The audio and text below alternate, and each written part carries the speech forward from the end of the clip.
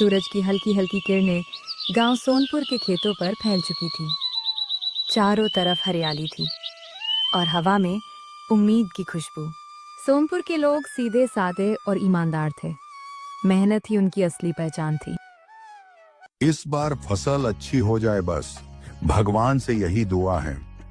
हाँ भाई रामू, मेहनत तो पूरी की है। दोपहर का समय हो गया था। कुछ लोग गांव के ठेलों पर खड़े होकर खाना खा रहे थे। आजकल घर जाकर खाना बनाने का टाइम ही नहीं मिलता।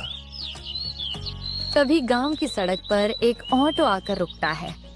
सभी लोग उसकी तरफ देखने लगते हैं। ऑटो से एक आदमी उतरता है।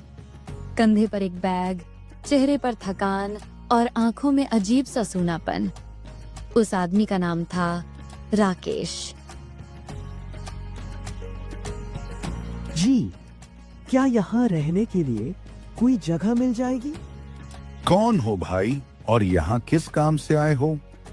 दूसरे गांव से आया हूँ काम की तलाश में।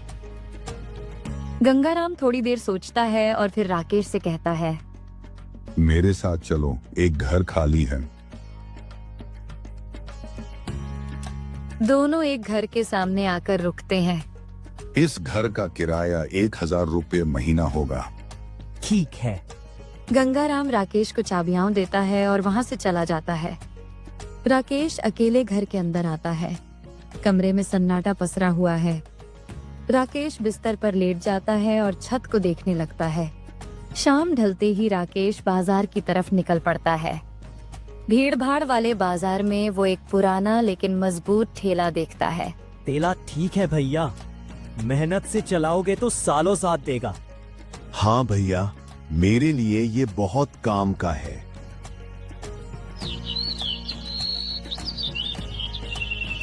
अगली सुबह सूरज निकलते ही राकेश फिर बाजार पहुंच जाता है। वो ताजी और अच्छी सब्जियां चुन चुन कर खरीदता है और घर ले आता है। अगले दिन गांव में एक बात तेजी से फैल गई। गांव में एक नया ठेला लगा है जहां सिर्फ 1 रुपये में अनलिमिटेड खाना मिलता है। लोगों को यकीन नहीं हो रहा था। दोपहर तक राकेश गांव में अपना ठेला लगाता है। ठेले के ऊपर लिखा था अन्नपूर्णा। कुछ लोग रुकते हैं, कुछ शक से देखते हैं और कुछ खाने का फैसला कर लेते हैं। चलो भाई, एक प्लेट ले ही लेते हैं। भैया, सच में 1 रुपए में खाना दे रहे हो? हाँ भाई। तो चलो, एक प्लेट दे दो। राकेश प्लेट में खाना परोसता है। भाप उठता हुआ गरम खाना देखकर लोगों की भूख और बढ़ जाती है। अरे, इतना अच्छा! सच में यार, इतने कम दाम में इतना स्वादिष्ट खाना। लोग एक दूसरे की तरफ देखकर मुस्कुराने लगते हैं।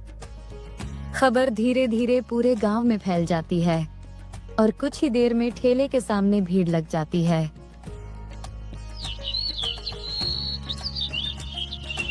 यार, जब से राकेश ने ठेला लगाया है, दोपहर में गरम गरम खाना मिल जाता है।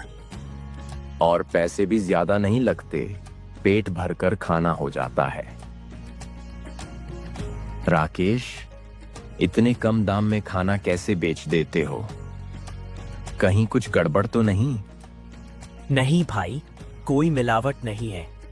बस इतना बच जाता है कि मेरा भी काम चल जाए और आप सबका पेट भी भर जाए। उस दिन के बाद राकेश के ठेले पर सुबह से शाम तक भीड़ लगी रहती थी। अन्नपूर्णा ठेला अब पूरे गांव की एक नई पहचान बन चुका था। एक दिन दोपहर को एक अच्छे कपड़ों में आया आदमी अन्नपूर्णा ठेले के सामने रुकता है। 1 रुपए में खाना? मजाक कर रहे हो क्या? नहीं साहब, यहाँ हर किसी को 1 रुपए में खाना मिलता है। आदमी मुस्कुराता है और जेब से 100 रुपए निकालता है। तो ये लो 100 रुपए और मुझे सबसे अच्छा खाना खिलाओ।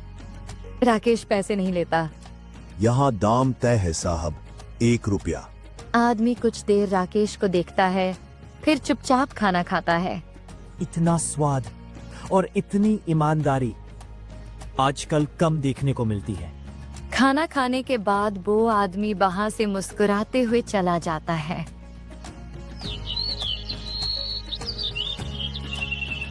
कुछ दिनों बाद गांव में अलग अलग बातें होने लगीं। लोग आपस में फुसफुसाने लगे। इतने कम दाम में खाना बेचना ये मुमकिन कैसे है? जरूर कुछ ना कुछ करता होगा। इतना सस्ता खाना यूं ही नहीं मिलता।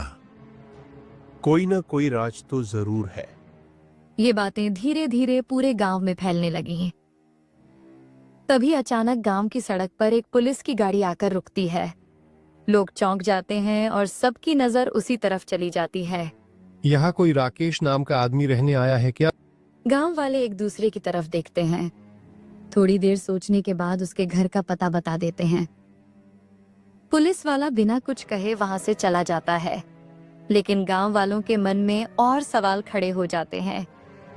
गांव वालों में से एक आदमी, जिसका नाम हरीश था, उसके मन में गहरा शक बैठ जाता है। हरीश चुपचाप पुलिस की गाड़ी के पीछे चल पड़ता है।